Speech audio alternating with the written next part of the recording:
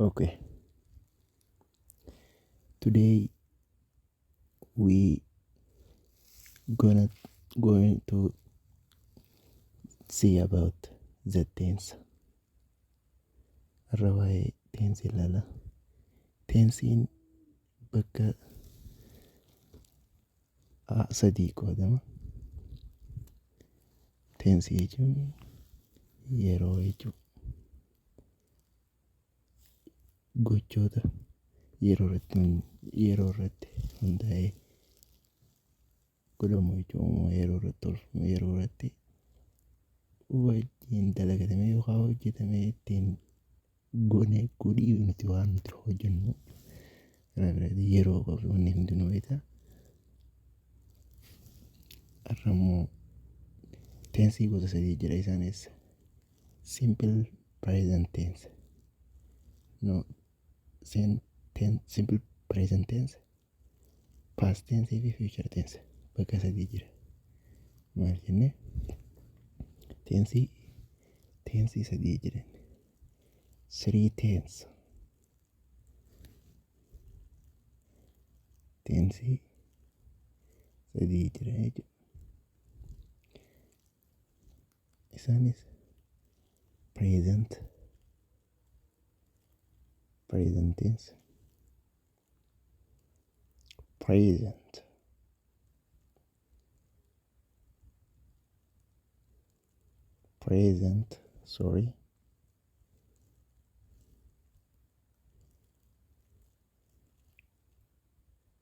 present kennuun kana past present tense, present tense, past tense, past and future.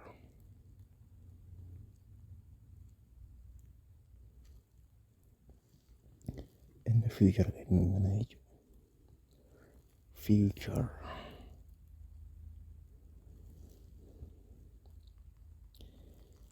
Isaan sadiinuu tensii afur biyya jalaa qaban jechuudha. Fakkeenyaaf amma present tense kennuun kun simple present tense, present continuous tense, present perfect tense fi present perfect continuous tense jalaa qaba. Akkasuma past tense, past tense, past continuous tense, present past perfect tense, past perfect continuous tense. Akkasuma future tense, simple future tense, future continuous tense, future perfect tense and future perfect continuous tense kennuun kana afur jala qaba walii gala 12 jechuudha. Irra waa'ee wanni halallata waa'ee simple present tense san keessaa waa'ee simple present tense halallu gadi fageenyaan. Simple present tense jechuun maal jechuudha? Simple present tense means is present in simple present tense when it is used to describe an action that is happening at present in happening at present in what? Happening at present in the doesn't indicate what? When the action is expected to end. Simple present tense is used when simple present tense henna amma jechuun amma present tense kun wanti it is used to describe action maal hojjetu action ibsuudhaaf that is happening at present amma akka inni san uumame jechuudha. Happening and don't indicate when the action is expected to end. Why in the action is an irran kaayinni jechuudha. doesn't indicate when action is expected to win.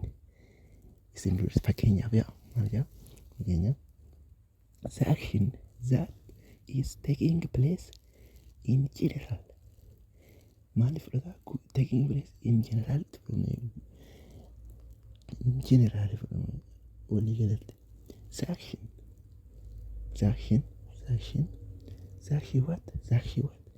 action is not only occurring now, it repeat after regular interval of time. Actionii yookaan gochi godhame san maali? Amma qofaa miti, amma qofa godhamu miti. It is repeating irra deddeebi'ee after what regular interval of time. Saa kan namni gidduutti irra deddeebi'ee kan godhamudha. Maal jechuun kun fakkeenyota yookaan actionoota gochoota waan hojjetamu eessa keessatti simple present keessatti. And indicate fact must indicate dhugaa of keessaa qabatu. Are general truths waan dhugaa guutumaa guutuusaa shakkii hin qabne guutuu dhugaa ta'eef keessatti kan hammatu qaba.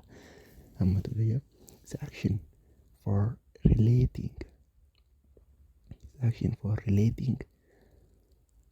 those action for relating habit and what routine ammas inni kun waan khabaree jechuudha. Khabaree yeroodhaan routine itti kan hojjetamudha jechuudha. Irra deddeebi'ee waan jiru that happen all time be it in the future, present, past or present. Goda fuuldurattis yeroo dabrettis ammattis waan happen ta'u jiru yookaan uumamu jirudha yaa. Okay, fakkeenyota isaanii yeroo ilaallu maal jedha? I play tennis. Maaliif isaanii teenisiin taphadha. Maal jechuudha? Teenisii sana yeroo hedduu taphachuu wayyaa agarsiisa jechuudha. I play what? I play tennis. I play what? I play tennis. Okay. Lammaffaa maal jedha? She doesn't play tennis. Maal jedha? Isheen teenisii hin taphattudha. She doesn't play tennis. Yeroo hedduu hin taphattudha beekamu. What? Isa sadaffaadha waan ilaallu. Maal jedha? Does he play tennis? Inni yeroo hedduu irra deddeebi'ee ni taphata. Maal? Teenisii ni taphatayidha. The train leaves every morning at 8 a.m. ganama isaa dura saa lamatti jechuudha. Ganama isaa lamatti baaburri ni deemaadha. Okay.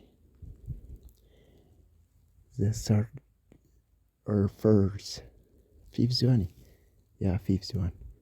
The train does not leave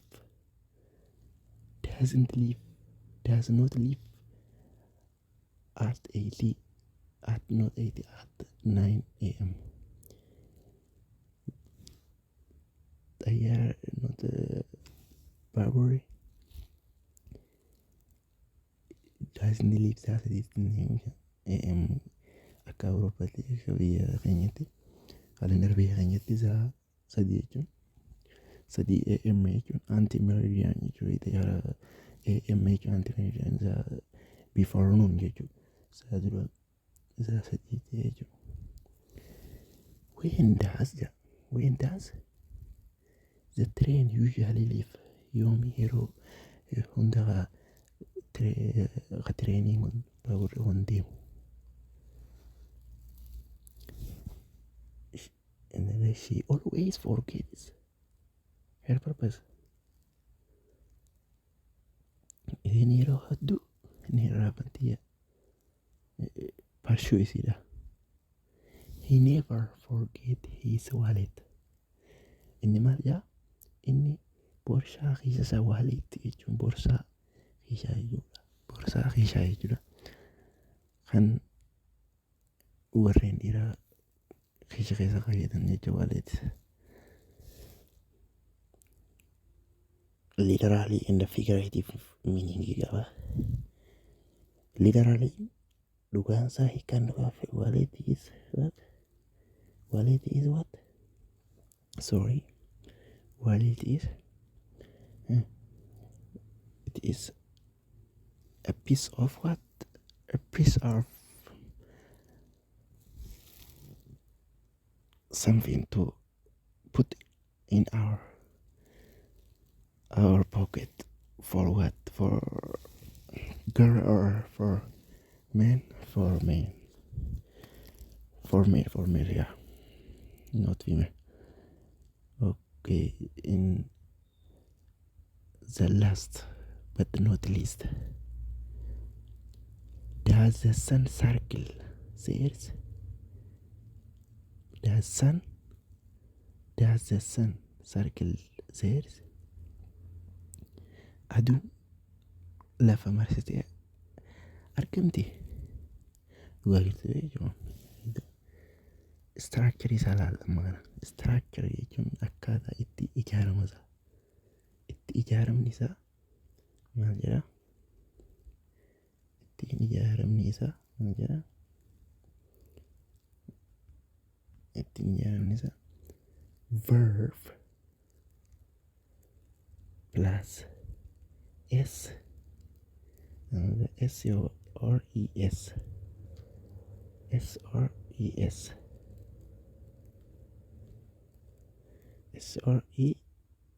S-R-E-S. S-R-E-S in what? In the third person. Third person jechuun hiifa, shiifa, it.